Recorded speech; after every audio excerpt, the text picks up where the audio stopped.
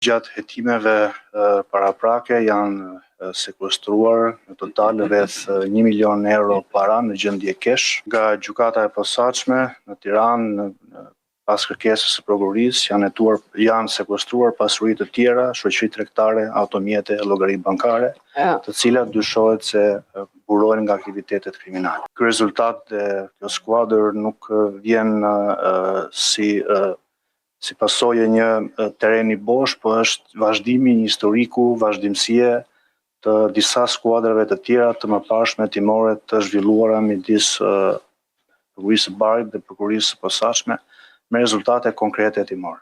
Operacionet e mëparshme të titulluar Shefi, Kulmi, Shpirti dhe Ura, në të cilat janë dënuar penalisht rreth 170 persona dhe për 145 prej tyre janë dhënë dënime të konsiderueshme mesatarisht nga 12 deri në 18 vite burgim. Këto të dhëna tregojnë se bashkëpunimi midis SPAK-ut dhe autoriteteve italiane ka prodhuar rezultate të qëndrueshme në gjykatë, ka goditur pasuritë kriminale dhe ka dobësuar kapacitetin ekonomik të krimit organizuar.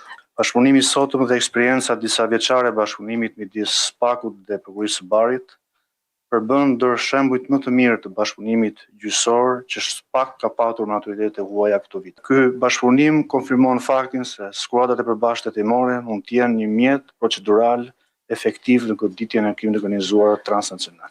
Ky bashkëpunim me Prokurinë e Barit ka treguar se kur ekziston fryma e bashkëpunimit reciprok, planifikimi i dur procedural, vullneti institucional dhe angazhimi i përbashkët në zbatimin e planit të aktivitetit hetimor, rezultatet hetimore janë të arritshme dhe ndjekjet penale mund të jenë efektive.